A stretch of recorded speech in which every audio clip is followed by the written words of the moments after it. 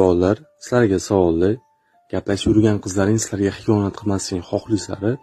Masalan, ko'chada ketayotganda qaysidir begona bola gap otsa, unga atvet qaytarmasligini yoki begona nomer, telefon qilsa yoki SMS yozsa, uni bloklab qo'yishni xohlaysizlar. Ya'ni sadoqat kutasizlar. Nimaga o'zlaring sadoqat bera olmaysizlar? Masalan, ko'chada ochiq-sochiq kiyingan qizni ko'rsalaring, ko'z uzmay qarab turasizlar. Vaziyat bo'lsa gap otasizlar. Yoki Instagramda chiroyli qizlarni ko'rsalang, like bosasizlar. Yoki tanishmoqchi bo'lib yozasizlar-da.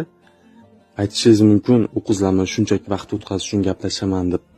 Lekin agar xiyonatingizni bilib bo'lsa, ishoning sizdan ko'ngli qoladi.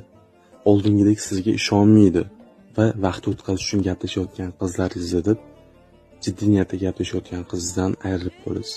Agar sizga qarashni xohlamasangiz, sizdan boshqasiniga qaramang. Shuning uchun u qiz sizga sadoqatli bo'lishini xohlasangiz, siz ham sadoqatli bo'ling.